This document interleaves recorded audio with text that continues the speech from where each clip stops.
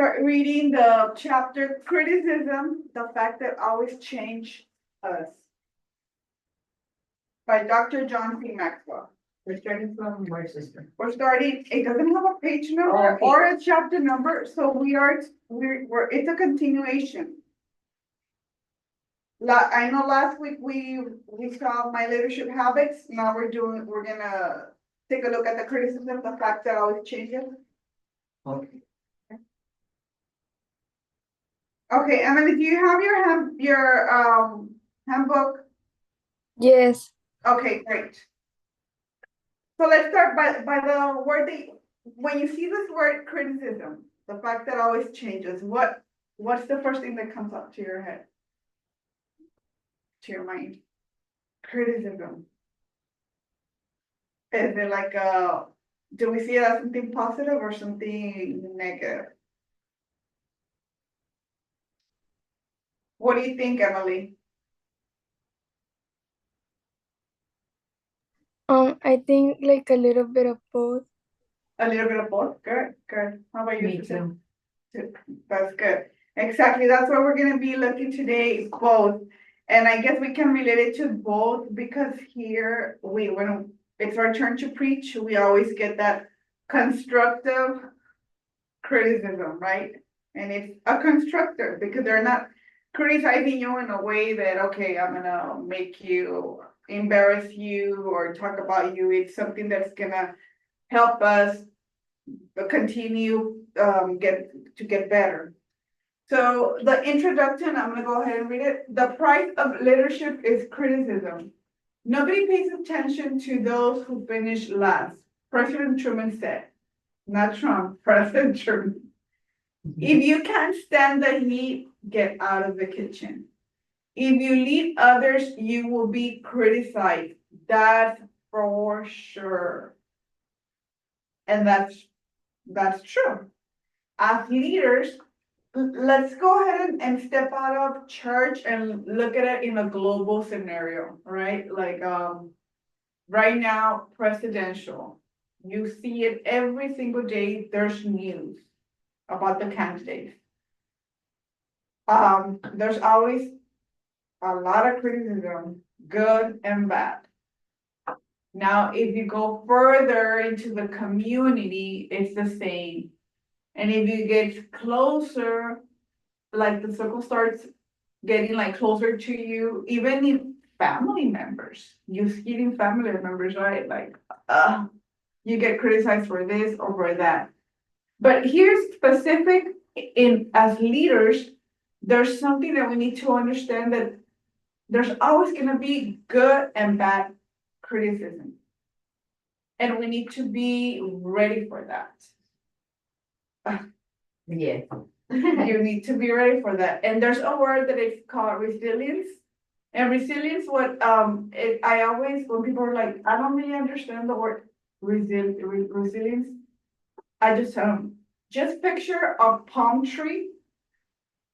When there's a hurricane, especially like in Florida, there's also a lot of palm trees, and right now with that hurricane you see the palm trees going like that, but they don't break.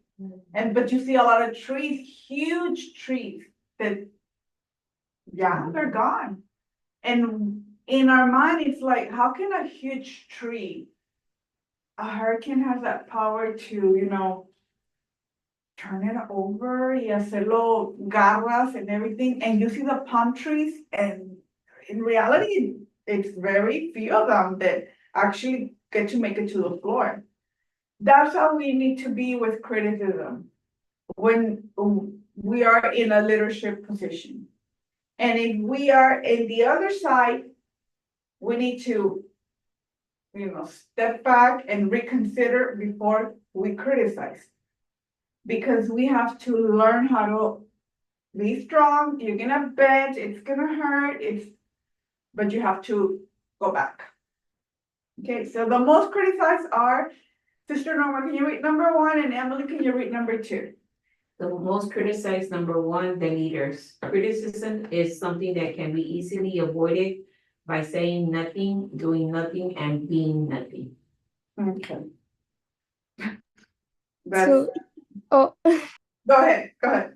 the innovators. They emerge into public view because they are agents of change. The question is no longer, will I be criticized, but how can I be successful when I am criticized? Okay. So we need to be leaders, but we also need to be innovators. Because just like right now, the quote that you read, how can I be successful when I am criticized? Well, in in scripture, when you see something written, it looks easy, like, well, how can you be successful? Get the good and try to work on it and make it beautiful. How many times do we see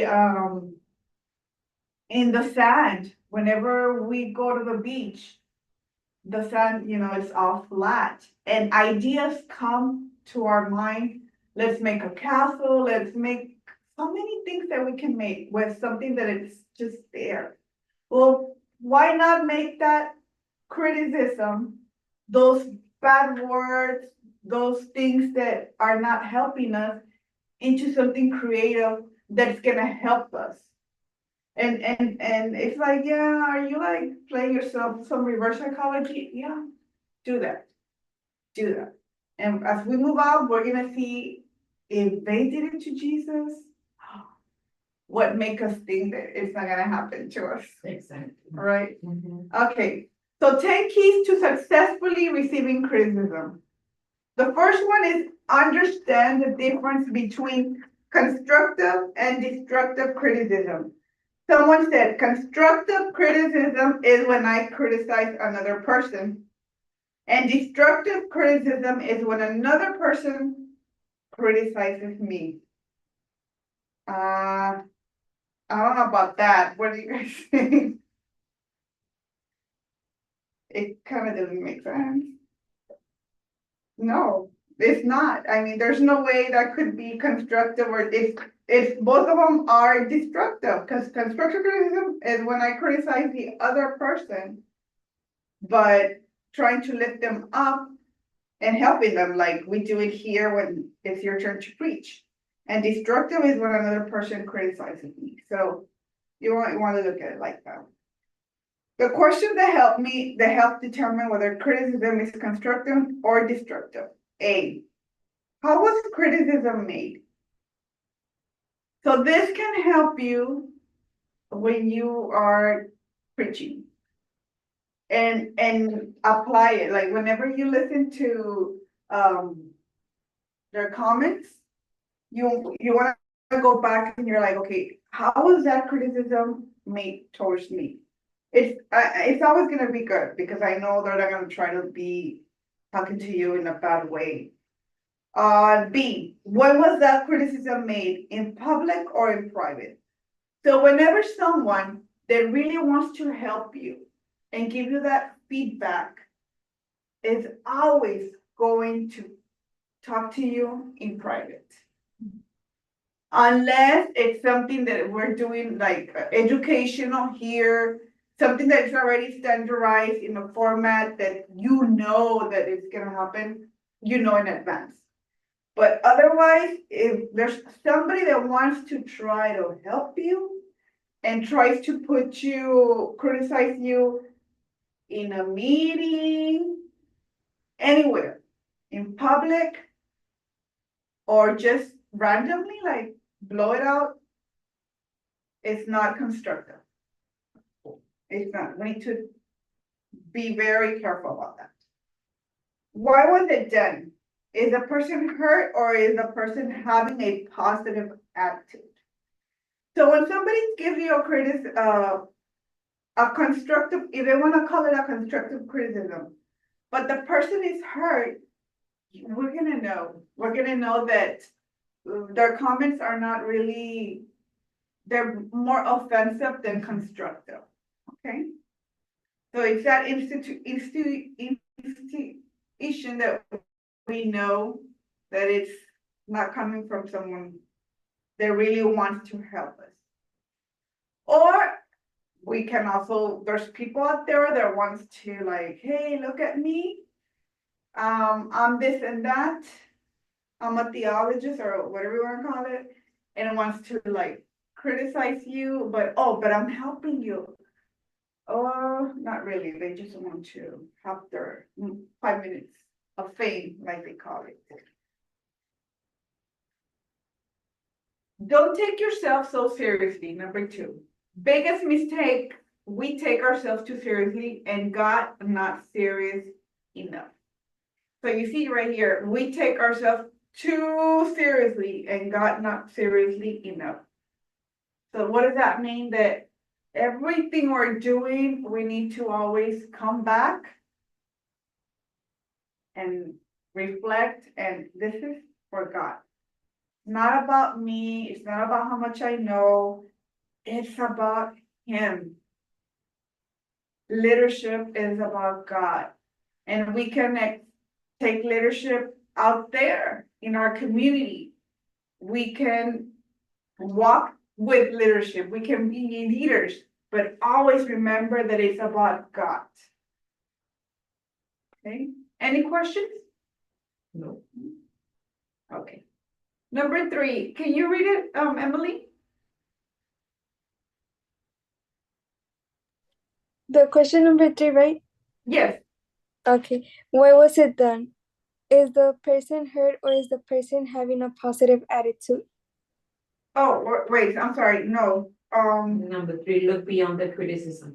Oh, here's the I'm page. sorry. Yeah, that's fine. Look beyond the criticism and see the criticizer. The difficult criticism of a wise man is to be desired rather than enthusiastic approval of a fool. Okay, just something similar to what I just said right now.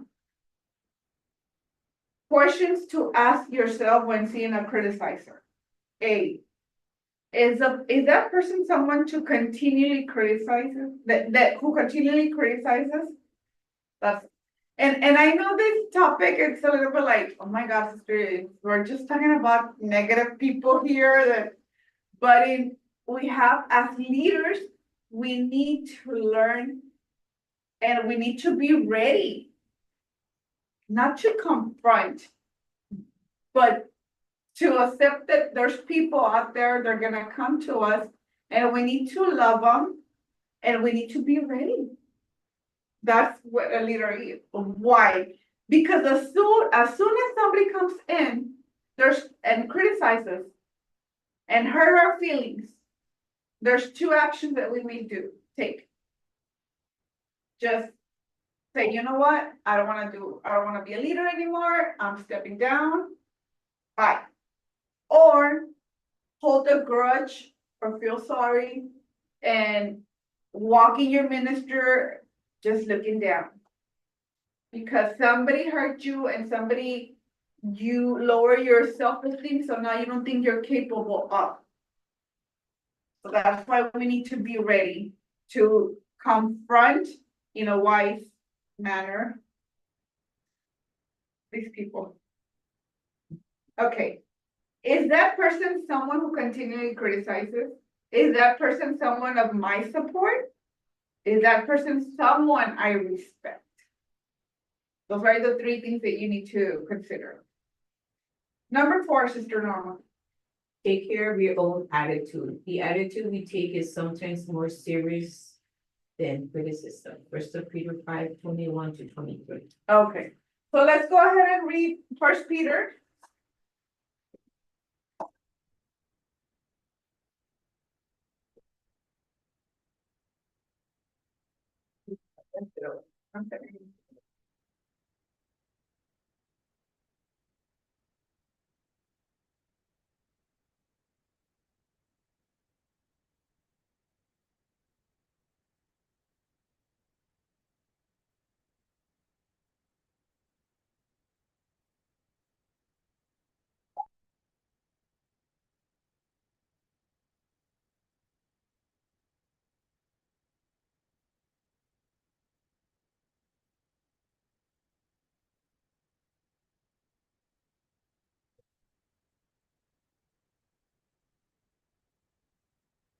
Sister, 1 Peter goes from 5:20 to 5:21. 14.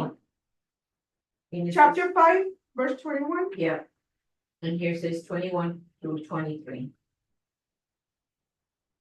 Or am I seeing wrong? Yeah, no, I'm seeing right.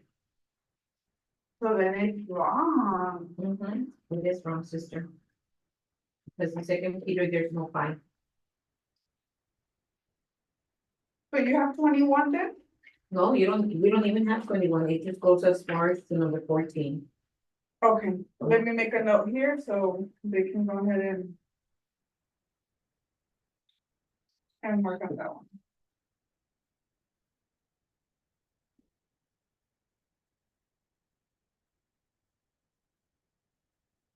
Okay, let's get going. I already made the annotation.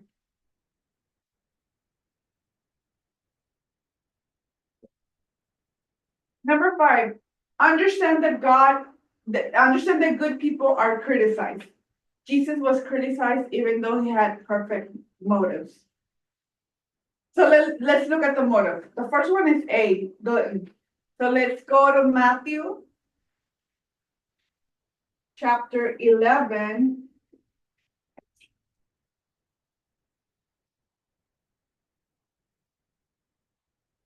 Verse 19.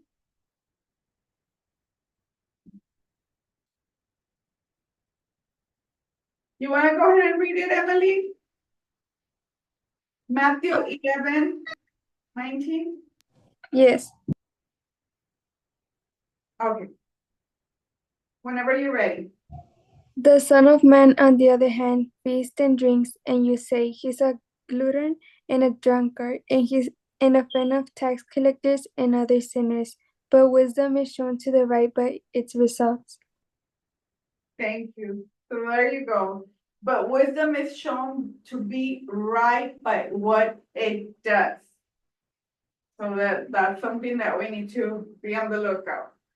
B, a drunk. Let's go to Lucas chapter 7:34. It's look. I'm like, what did they look at? The type one too. Hey, sister.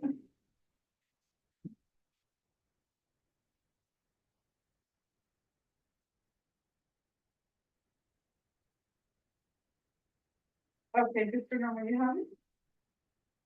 It says the same thing. The Son of a Man came eating and Uh-huh. drinking, and you say he is a glutton and drunkard, as a friend of tax collectors and sinners. Okay, so we see it again. So once again, that's another motive. Now, if we go to the letter C, join sinners. And let's see Matthew chapter 9, verse 11.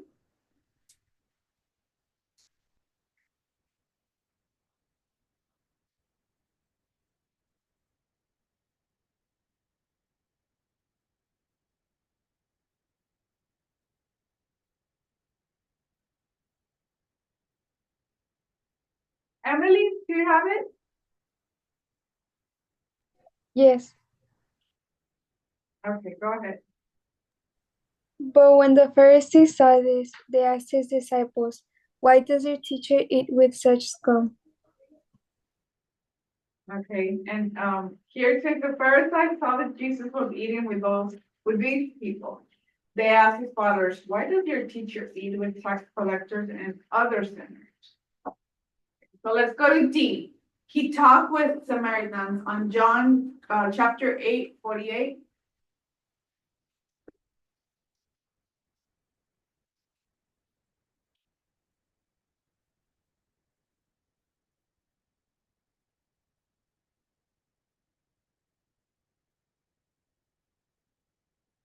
Do you have it, Mr. Norma? Yes. Okay, go ahead and read it. 8:48, the Jews answered him, aren't we right in saying that you are a Samaritan and demon possessed? Okay, I'm gonna read this one. The Jews, their answer, we say you are a Samaritan. We say a demon is making you crazy. Are we not right when we say this? So it's a little bit Yeah. different, but it's the same, just the translation. So there you go. Those are some of the motives that we need to be on the lookout when people come to us, criticizing. Gluten, drink, joint sinners, or if we are the ones that are criticizing, are we in this position? We need to think about that. Number 6, stay in good physical and mental condition. Why is it always good for us as criticizers? As I'm gonna change the word criticizers as motivation. Is there another word that you can think of? Helping others.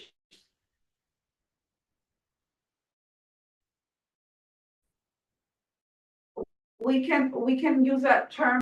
Are we going to help those people grow? Well, first of all, stay in good physical and mental condition. We need to be in a good health condition, because as leaders, if we are called to go to other places, to work outside, to be in and out, doing so many chores that are required, the physical condition sometimes we have to. We get tired, that's okay. That's, everybody gets tired.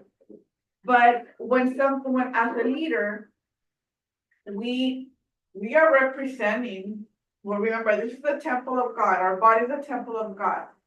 And if we are not in good physical and mental health condition too, what are we demonstrating as children of God? And mental condition is, okay, how are we feeling today? We all go through struggles.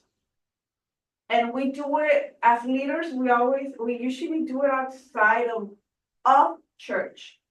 Why? Because there's always people looking at us. And when they look at us and if they see us mad, if they see us always like agitated and in a bad mood, what's gonna happen?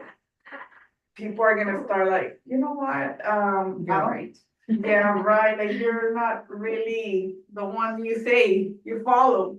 So that's something that we need to always focus on. And these are the criticizers. Now, the people that are criticizing me, I also need to look in the mirror and say, okay, why are they telling me this? And look at them. Look at what they're going through. Again, we have to be very clear. We all go through struggles. It's part of life. It's just, where are we? In what position are we? We cannot be telling everyone. Everybody, remember we talked about the circle? I don't know if I talked about it here, maybe in another class. There's a circle. Everybody has their circle. You start building up circles, and it's circles of confidentiality. And with those people, you have that bond. That's people that you grow with. And we all have those circles in ministries, in church. Sister Norma, do you have your circle here in your ministry, in church? Mhm. You don't have? Like people that hang out all the time or, Mhm. no, sister. No? Mm-mm. I mean, I talk to whoever talks to me, but like hang out or, when they invite us, Mhm. it's very rare that we do, but we don't do it occasionally at all. Okay, We honestly don't. And being invited is fine, if not, yeah. it's basically we're always busy. Okay. Yeah, but no, we don't have this little group. I mean, as far as, I can say I'm close to Sister Vicky, I love her a lot. And there's other sisters that I'm able to talk to them, I get along, but hasta ahí, like, we just have a nice. Not Not like very attached, okay, because there's great people that I'm around, yes, they're wonderful, but not to the point, oh, let's have lunch, oh, let's get together, no, nothing like that. But we have good communication, okay. which is, well, as leaders, we have good communication, but hasta ahí. I'll tell you, that's good. Mhm. Well, it's Well, I have seen the youth that they do have their little group because, I mean, they've been since they were small, they've grown together here in the church. So I've seen that beautiful communication they have since they were small, so I think it's very awesome. They Yeah, can still and continue. it's gonna be easier for them to stick with that circle. Yeah, I've Yeah. seen that and I think it's very nice. What about you, Emily? Do you have like this close circle of friends that you trust, that you help each other when you have doubts, when you're going through things, but talk to each other in a way that you guys are growing, not like putting people down, it's helping to grow. Do you have those type of friends? Yes. That's good. Are they from church or out of church? Well, some of them are from out of church, but mostly some of them are from church. Okay, that's good. That's really good. Okay. And if, in leadership, it's, there's, in the book of leadership, John Maxwell states that if you have one good friend in your life, you are like, that's good.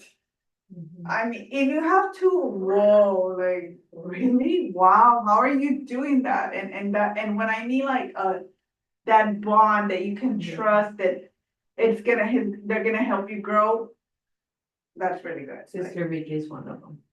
I don't know why, but I pour out myself to her and whatever I'm holding, I just cry out to her. I don't know why, but I feel that Okay, confident I there you can go. trust her. And she's shown me and gone through situations and she's never said anything since I made that bond with her and I feel that I can trust her in anything. She's the one.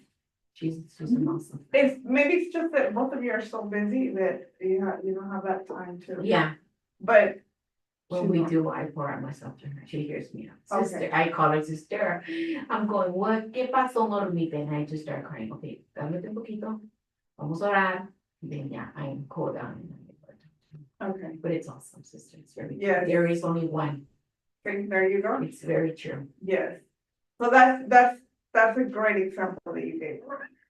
That's where I wanted you to picture like, okay.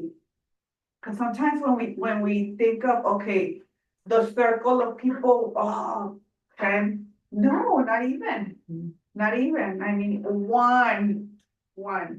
The other ones could be, yes, that they Just help you out, just company, but not someone that you can pour out your, whatever you're going through, good and bad, okay? So number 7, not only see the critic, but see all the people. Why? Because when you, as the leader, if you just focus in what the critic is saying, and maybe they're not speaking, but their body language says it all.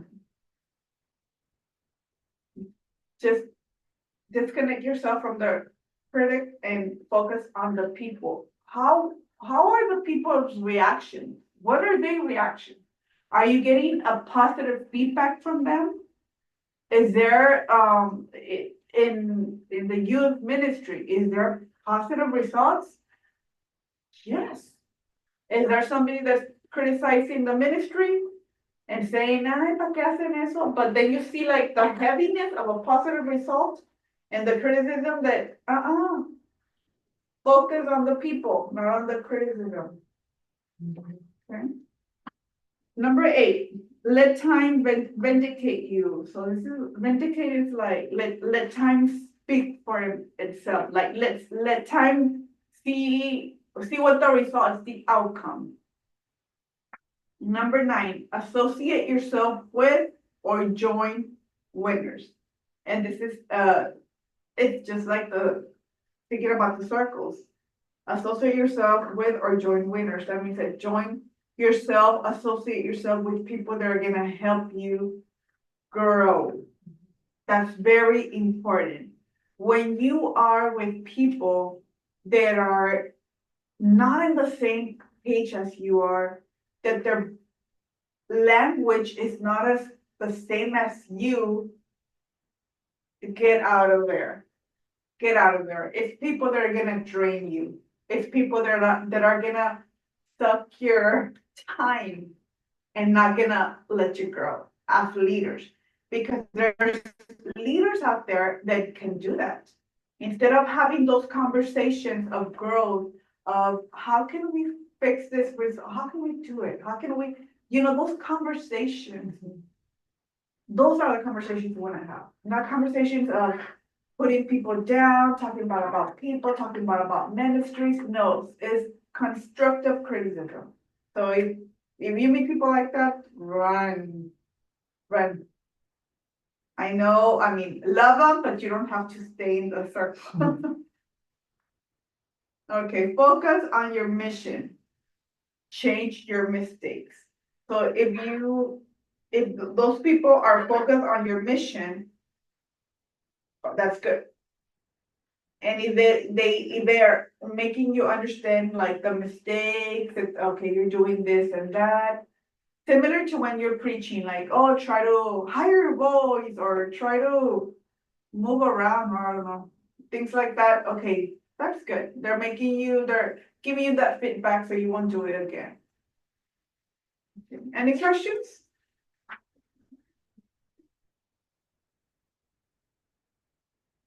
So now we're gonna look at the 10 ways to criticize successfully. And again, this is 10 ways to motivate successfully, 10 ways to help people successfully.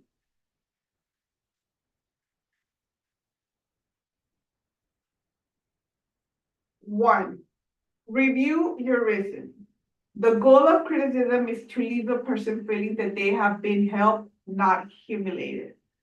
So that's very important. So what are the 3 questions to check your reason? Emily, can you read the 3 questions?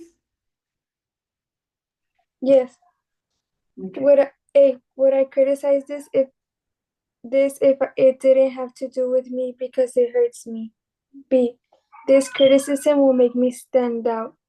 You can't sink the other end of the ship on someone else and still keep yours afloat. C. Does this bring me pain or pleasure? There you go. There you go. These are very important, just like when I was talking, right, that is where people want to have their 5 minutes of fame. We don't want to do that. We want to be very respectful and very humble and very honest and very godly, because we can't lose it. So that's very important. Never to disconnect from our calling. Very, very important. One thing that I've learned, that when you have a calling, you can still, preach in the spirit and do so good things, but be apart from God. That can happen. So we have to be very careful. It's like, okay, you have the talent and God's not gonna remove the talent, but He's gonna let you have your minute and okay, sit down, because time's gonna come, or you're gonna have to have that talk with God. Because everything starts like this weekend in the preaching, right? It's I don't know. Oh no, you guys were with the holiness. The preacher talked about, okay, the enemy comes by a thought. Everything starts in a thought. And it's so true. That's why the Bible's always saying, like, protect your mind, protect your mind, protect your mind. Because everything comes from a thought. And from that thought, we can think something right or wrong. And when we think something wrong, it can escalate to something that is not true. And as much you can be hurting other people's without you even knowing that you're doing wrong. Exactly. There you go, sister. So yes, we have to be very careful. So number 2, can you go ahead and read it, sister? Make sure it is something worth criticizing. It is not the greatest of our problem that leads us to criticize, but the smallness of our spirit. One has to be small to belittle someone else's. There's a key word. One has to be small to belittle someone else. So you need to think about it. Number 3, be specific. Don't avoid the matter. So we have to be very specific of the criticism, of the helping hand that we're giving the other people. Be specific. Don't avoid what you want to tell them, but be very specific and careful. Number 4, don't underestimate their ability to improve. Expressing you believe in them, that they can improve at the end. The person should feel that you are their friend. They should feel helped. That's what we need to do. Whenever there's people out there that need help, they need to know that we are there. However, they need to know that if they're doing right or wrong, yes, talk about it, but make sure they know that you are there because we are helping them. Number 5, do not compare them with another. That's very important. All of them are important, but this one, it's just like, Emily, I know you don't have kids, right? No, you don't have kids, Emily. She's a senior? She's a senior. You're a senior, right, Emily? No, No? a freshman in college. Oh, you're a freshman. Oh. Yes. Don't, sorry, Mija, you look so Sorry. young. Okay, well, you're a freshman in college, you're still young, but, you're not a mom yet, but you're a daughter, and I'm a daughter, your daughter, just normal. And I think one of the worst mistakes that as parents we do, and I'm guilty of, I've done it sometimes, I have to admit it, is, compare my children. Like compare, oh, that she did that and you didn't do it. It's, imagine how they feel, or if they've done it to you as daughters, it doesn't feel great. So now imagine us doing it with someone in our ministry. Instead of helping them, telling them, well, that sister can play the guitar better with the high notes or their vocal tone, or, we can't be doing that. Or their cognitive thinking is way like brighter than yours. What happened? You didn't learn that phrase, or we cannot be doing that. We cannot be comparing others. Number 6, be creative or don't criticize. Well, Will Rogers said, there's nothing as easy as reporting. It doesn't take much to know that something went wrong, but it takes a lot to know how to correct. Is that true? I think it is. I mean, it doesn't take much to know that something went wrong, but it takes a lot to know how to correct.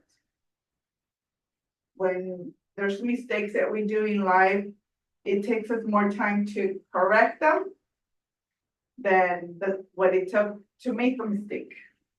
It's like the consequence. Any questions? Number 7. Go ahead and read it, Sister Norma. Do not attack the person, but the issue. So it's not about the person. What are we criticizing? Oh, it's the preaching. Okay. They're preparing themselves to preach in, what are you guys preaching?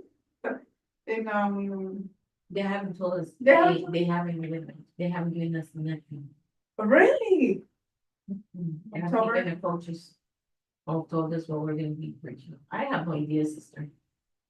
I'm pretty sure. They just told us be prepared, or y'all have your sermons prepared, but that's by Sister Margarita or Hermana, Lorena. Lorena, like, are y'all prepared to have your preaching prepared?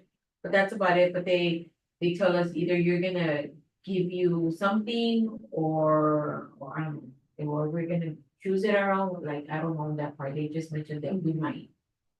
Okay. I haven't even asked, cause I don't have, be breaking my head and I'm be all pretty worried. I'm pretty sure the 3 of you are gonna preach at the youth At the youth, ministry. yes. I'm pretty sure, yeah. So, well, observe yourself where was I? Do not attack the person, but the issue.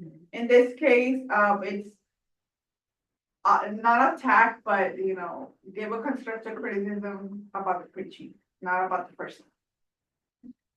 Number 8, do not postpone the necessary criticism. Why is it important, as leaders not to postpone something that we need to talk about to the person that they need to work on something? Because if we are helping them prepare themselves for a ministry, we need for them to know that don't be doing that, because that's gonna, it's like the habits that we talked about last week. The habits, it takes us days to create a habit, 90 days to already set it as a habit, that's something that's gonna be done. So we don't want that person to be making those consecutive mistakes. We need to help them so they can stop doing that. So number 9, observe yourself before observing others. Instead of putting others in their place, put yourself in their place. Ask, have I done it before? That is something that we need to ask ourselves every single day. Every single day. Before observing others do the wrong and talking or giving our point of view, we need to think, how much time did it take me to change that behavior? Am I where I need to be? Am I growing? Is God, helping me transform my life daily? Those are things that we need to question before really putting someone else down. Number 10, end the criticism with words of encouragement and faith. All the time. But don't use your faith, because it happens by, putting people down. So use it as encouragement. Any questions? Okay, Emily, can you read verbs that describe how people respond to criticism? Go ahead and read the first 3. Okay. Verbs that describe how people respond to criticism. 1. Run. The person never grows. He always leaves. 2. Spy. Become suspicious. I won't do that again. 3. Get angry. Gets angry and fights with everyone. Okay, do you know anyone? No? Really, sister? Those are verbs that describe how people, let's do it,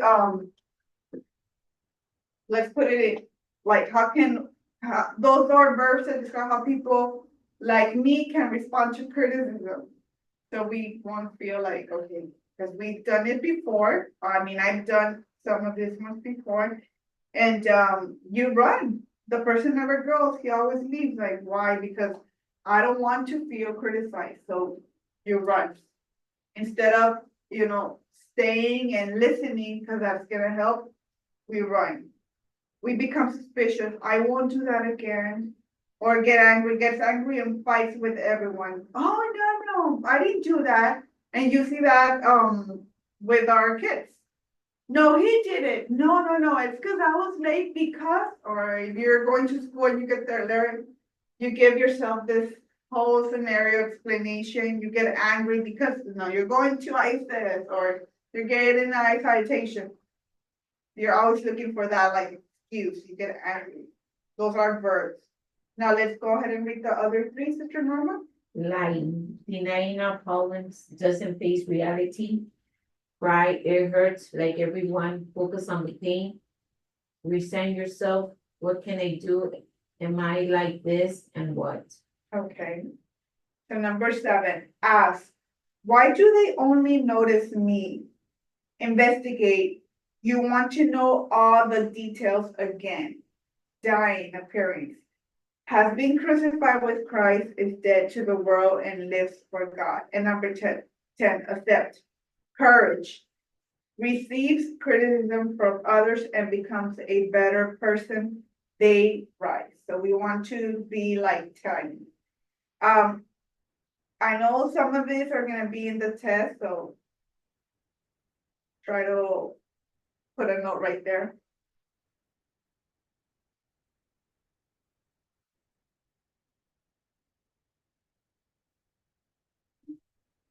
Oh, wow. This is a short chapter. But then next week is a testing, sister. Yes. Let's go ahead and.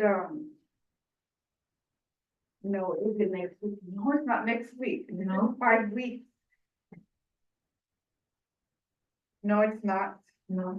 It's on the 29th. Oh, yeah. Okay. We didn't get to finish last week. We had. It was.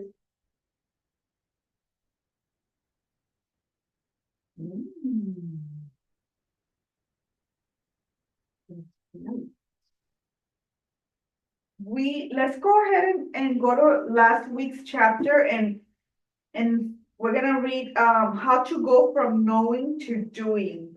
And last week, Emily, I don't know if you had a opportunity to read, to review the chapter about habits. I read like the first two to 3 pages. Okay, so this is what I told Sister Norma and Isaias, it was a choice. I gave everybody a choice. For homework, either you can write a report on this, on the habits on chapter 2, I guess. Or you can do, did they send you by PDF the test, personality test? No, No, you didn't get it? no. Okay. Let me know what you want to do. If you want to do the personality test, that way I can talk to Sister Letty and she can send it to Sister Norma and you can send it over the chat. Or I can, are you coming to Wednesday service, Emily? I'm not sure yet. I have to ask my mom. Do you know, you live close to Genesis or La Hermana Claudia? Yes. How about if I give it to them, for them to give it to you and just let them know that I gave you a homework? Yeah, Okay. that's fine. See, Yes. I can do that, sister. I can talk to Hermana Claudia because I know they're close by, or sister or Okay. Genesis. Is she here? No, but I think tomorrow Oh. tomorrow is Wednesday. I can give it to them and Okay. yeah, I can give it to her so she can. Yeah, so this is a test, Emily. I don't know if you can see it. I know you can see. And It's practically, blurry. I know it's super blurry. Yeah, the cameras are not that new, so you can't see it well. Well, it's a personality test and practically what you have to do is you just have to read each of them and it check mark, like, are you adaptable, playful self? And it's gonna tell you what kind of personality do you have. And next week, we're gonna review it. So what would you like to do? Would you like to do the test, the personality test, or the 1-page report? I think I'll do a personality test. Okay. So then I'll go ahead and give it to Sister Norma right now. And I'll take it to her.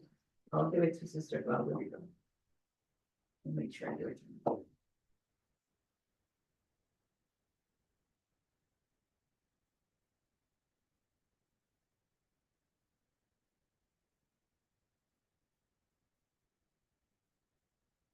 Okay, so let's just go ahead and we have 15 minutes and we'll finish in 15 minutes, just the last couple of key points that we didn't get to review last week, because last week chapter was pretty long. So we're gonna start in the last page, how to go from knowing to doing. Did you find it, teacher? Yeah. Yeah, this one. The how to know.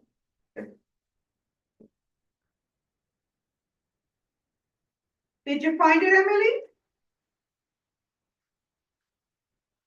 And what page is it? It's the last page. Second to the last page of last chapter. It's way at the bottom. It's at the bottom. How to know, how to go from knowing to doing. I'll look for it. Hold on.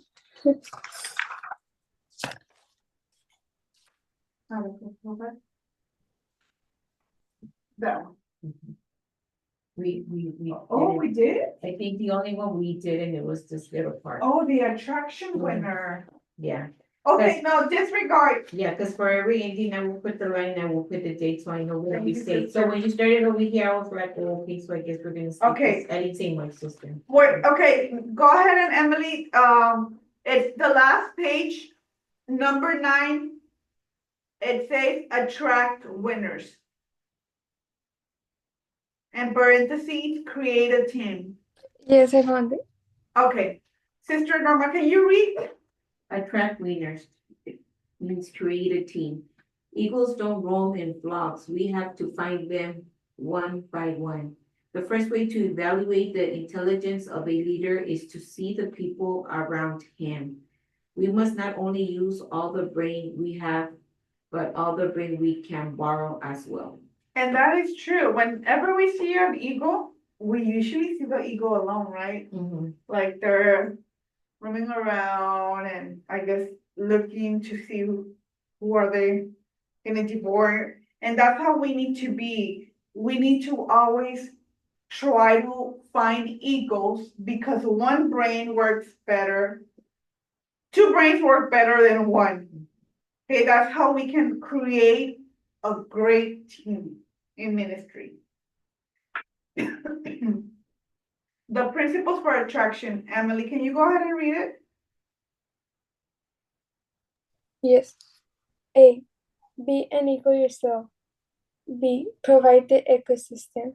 Includes encouragement, potential, demonstrate, recognize who the eagles are. There you go. So principles for attraction eagles. Be an eagle yourself.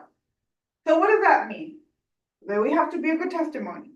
That we have to be in ministry already working. In whatever you're doing, working, doing the work. Then we provide the ecosystem. And the ecosystem of the eagle is encouragement. Encourage the people. Potentialize, like, we can do this. There's potential. I know they can do it. I know Emily has potential in this area. She's talented. Come on, let's try to work on that talent so we can improve it and you can be in the ministry where you want to be. Demonstrate. The only way to demonstrate that you have that talent that God has given you is by putting it into the works, in action. And recognize who the eagles are. It's not that we're gonna be going, oh, she's an eagle, she's an eagle. No, but when you're looking to work in for example, I'm gonna, again, the youth, I'm sorry, sister, you're here. The youth ministry, it takes to earn things that we need to have in order to work in that ministry. If you're a person that doesn't like to communicate, that doesn't like to be dynamic, I don't think you belong in the youth ministry because the youth, como andan ellos? Usually the ones that we have leaders, sister, Mario did prayer about it, and honestly, they're the ones who came forward and said, how can we help in the youth? We wanna do something for the youth. So those are the ones who said, okay, you can do this. This is how we did it ourselves. Okay. Because he prayed about it, right? Because we didn't want to choose them. We wanted, he had put it in God's hands for him to come forward. And that's how we have our leaders, because they came forward. So we work with the ones that want to work. Because we don't want to push someone that is not ready. And we don't want to overwhelm them with too much. And instead of getting them closer, what we're doing, we're scaring them off because we're putting too much pressure on them when they're not ready. So we don't want to do that. So we want to work with the ones that says, how can I help in the ministry? So those are the ones that we. And that's the correct way to do it in ministry. pray about each member that you want in your team. However, there's people that need that push, they have that desire, but they don't know how. And this is where we have to be as leaders, like, okay, let's help them, grow And we've into asked, that. some of them have been on already, okay. But we voted just to ask, we just don't wanna make anyone feel that. Yeah, because people do, Because especially we don't the want them youth, feel the that way. youth can get very pressure, and instead of helping them, you push them away. Mhm. And I always say that the youth is one of those ministries where you have to be very, very strategic. Yeah, we just explained. Yes. Okay, number 10, study leadership, learn. Learning is changing, so we need to study every day. We can't stay stuck in what we learned 10 years ago, yesterday. Every day is an opportunity to grow. Listening again to podcasts, reading the Bible first, praying, talking to people that help you grow, because sometimes it helps us to talk to someone about, let's say today you read a chapter of the Bible and we didn't understand it, right? I didn't understand it, so I called the person, okay, help me understand this, because I'm not, there's something that I don't get. Oh, it's good because it gives you their point of view, and it's like embraces it to another level. That's good. So great leaders are great learners. We need to, as leaders, constantly learn from others. Not just me. Oh, it's like what you said, you learned, okay? You learn from others. It is the ability to develop and improve their skills that distinguish leaders from followers. Remember, we talked about followers already? And if you can go ahead and read the characteristics of an eagle leader, Emily. Yes. Characteristics of an ego leader. 1. Is ready to act. 2. Sees opportunities and captures them. 3. Influences in others. 4. Adds courage to others. 5. Attracts achievers. 6. Equips achievers. 7. Provides ideas. 8. Has a great attitude. 9. Fulfills his commitments. And 10. Is loyal. And it's almost talking about everything that we discussed in the habits. Because in order to become a great leader, it's not perfection. Remember, leadership is not perfection. It's more of testifying, of working ourselves daily. We have to think that there's people out behind me. If we individualize, okay, I'm a leader. Think about there's people behind me observing me. Do I want them to fall or do I want them to grow? So that we need to put everything on the works. Everywhere you go, no matter out of church, the most. Why? Because in church we all like play the role. But what about outside? Like Pastor says, how many people at work know that you're a leader, know that you're a child of God? We need to put it. Sister, like yesterday, we went shopping for groceries and we were to check out and we end up going through the stuff on Halloween. We just, we didn't think about it. And the first thing comes to my mind. Imagine if somebody comes and sees that we went through this path, they're gonna think that we're looking at the Halloween stuff. That's our mentality as leaders, that people will see it even though we're not looking at them. But they can think wrong of us because we went through that aisle. And maybe I say that as a joke, but part of me, I did take it seriously because we do get criticized. Yeah. And not in a bad way, or I don't know how they might see it, but I take it very personal because as leaders, we do how we dress, how we talk, where we're at, your surroundings, who you're talking to, who your friends are, how they talk to you, and I mean, it's true. It's It's true. true, so you gotta think ahead now, like, my guys, imagine they take a picture of us, we're just walking and you're gonna think bad about us. I know, we just going through here. But it's true, sister, even that. Yeah, because there's people that take it to the extreme and you're just being, you wanna be precautious. Yes. Yeah. Yeah. I would have never like thought about that, cause sometimes I go through whatever aisle, but that is so true, sister. It's true, sister. Right now that you're talking about It this, is so true. it came to my mind, like, Uh-huh. it's true, just like that, just going through there, you can be criticized even though you're not doing Yeah. anything wrong. But as leaders, oye, eso que ser hermano. Yeah, For everything, we get criticized just because we're in brothers in Christ. yeah, Just that says it all. yes. You are so right, yes, sister. Well, that concludes our class for today. It was a short chapter. Next week, make sure that you bring the personality test. I'm gonna bring the book. And you're gonna read to me the scores and everything, and I'm gonna tell you what's your personality, I'm gonna read it to you, and that way you can know more or less of your personality, practically that's it. And the test is gonna be a multiple choice test. Okay? So any questions, Emily? No. No? Okay. Well, then you have yourself a good afternoon.